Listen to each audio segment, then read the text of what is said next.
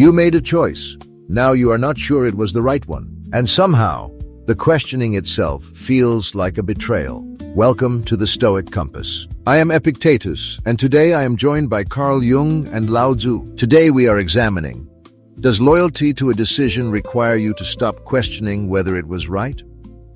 Here is what I see happening. You make a decision, and then you spend the next 6 months defending it instead of living it.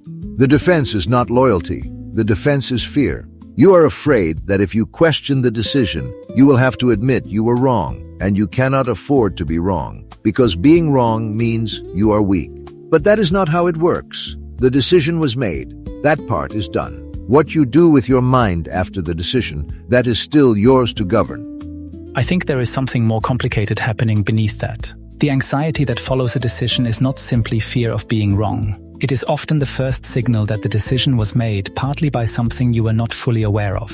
A need to prove something, an old wound being reenacted. The questioning is not weakness, Epictetus. The questioning is the psyche trying to show you something you missed.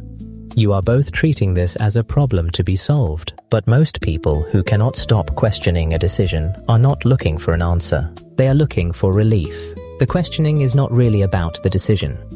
What is it about then? It is about the discomfort of not knowing what comes next. The decision becomes a stand-in for that discomfort. If they can just figure out whether it was right, they believe the discomfort will end. But the discomfort was never about the decision. I will grant you that, but my concern is different. There are people who use questioning as an escape from commitment. They question indefinitely because as long as they are questioning, they do not have to act on what they chose. That is not self-examination. That is paralysis dressed up as intellectual virtue. And there are people who stop questioning because they cannot tolerate what the questioning would reveal. That is not loyalty, that is suppression. When someone commits to a decision by refusing to look at it honestly, they are not being strong. They are being defended, and defended people do not grow, they calcify. Both of those are real, but you are describing the extremes. Most people are somewhere in the middle, not refusing to look and not trapped in endless examination. They are just uncomfortable, and they want the discomfort to have a name. The discomfort does have a name. It is called uncertainty, and it is the condition of every living person who has ever made a choice. You do not get to eliminate it. You only get to decide whether you will be governed by it. But uncertainty is not the only thing present. There is also, very often, guilt. And guilt is more interesting than uncertainty. Guilt says, I chose this, and somewhere beneath my justifications, I know that the choosing was not entirely clean. I chose this for reasons I am not proud of, and now I must live with what I chose. Or the guilt is about what you did not choose. The road not taken has a strange kind of gravity. People look back at it, not because they believe it would have been better, but because looking back at it gives them something to do with the tension they feel now. LAOZI, I think you are too easy on them. I am not being easy, I am being accurate. You want them to take the tension and forge it into discipline. That is admirable, but discipline that bypasses understanding does not tend to stick. And understanding that bypasses action is just rumination with better vocabulary. Perhaps the question itself is slightly wrong. It asks whether loyalty requires you to stop questioning. But loyalty to what? To the decision as an object, a thing you made at a specific moment in time? Or loyalty to the self who made it, to the values that drove it, to the direction it pointed toward? Those are very different kinds of loyalty, and they require very different things from you. That is a fair distinction. And here is where I push back on what I think is the wrong version.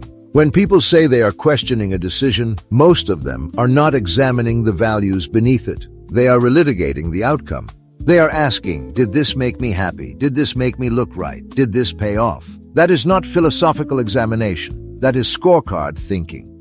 And yet, the score matters. You cannot tell someone to simply transcend consequences. They live inside those consequences. No, but they can choose what they do next. The decision is past. Past means it is no longer in your control.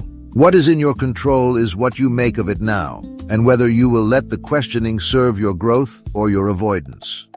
The difficulty is that most people cannot tell which one they are doing. They believe they are examining honestly when they are actually defending, or they believe they are being loyal when they are actually suppressing. The internal landscape is not transparent to us. That is precisely the problem.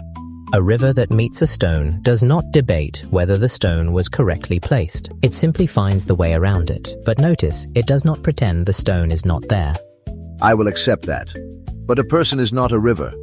No. But a person who stops pretending the stone is not there is a person who can finally move. Then the question is not about the decision at all. The question is whether you are willing to see what is actually in front of you. Not what you wish were there. Not what you are afraid is there. What is actually there. And that is precisely where most people stop. They reach the edge of honest self-examination and they pull back, because what they start to see is that they made the decision for reasons that are uncomfortable to name. They wanted to escape something, they wanted to prove something, they wanted to be seen in a particular way. And loyalty to the decision becomes a way of not having to admit that. Or they did make the right decision for the right reasons, and the discomfort is simply the cost of living forward. Not every uneasy feeling is a signal that something is wrong. Sometimes the feeling is just the price of moving through time. That is the question people need to get honest about. Which kind of discomfort is this? Is this the discomfort of genuine error, which demands correction? Or is this the discomfort of living with a good choice in an uncertain world, which demands endurance? And how do you tell the difference? You look at the pattern. Is the doubt pointing at something specific you can change? Or is it general, vague, and would attach itself to any choice you made?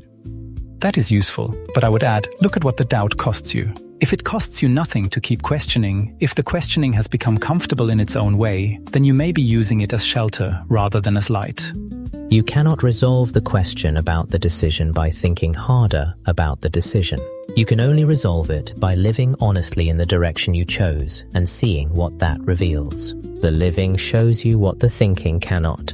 Then live. You have heard the argument from three sides, but all three of us were describing the same person, the one sitting with a choice already made, not sure what honesty requires. Let us name what it actually requires. Loyalty to a decision does not mean refusing to examine it. It means refusing to use the examination as a hiding place. Here is what is in your control, the quality of your attention right now, not the past decision, not what might have happened if you had chosen differently. Those are gone. You do not get to govern them. What you govern is what you do with your mind today, and whether the questioning you are doing is honest or theatrical.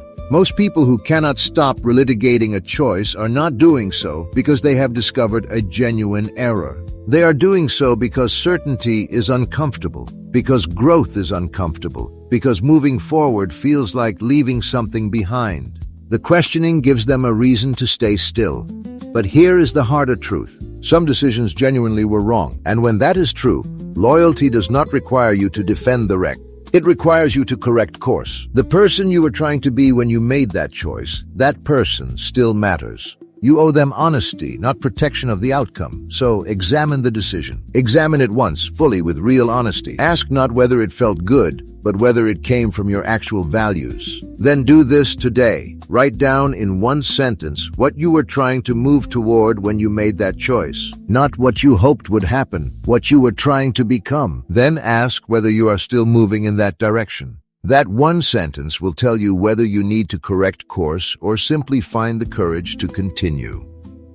The decision is not the point. You are the point. What you are becoming in the living of it, that is the only thing that was ever at stake. Stop measuring the choice against what you wished it had cost. Start measuring it against who you are willing to be now. That is the only loyalty that has ever mattered. Go be that. If today's conversation has served you, take it further.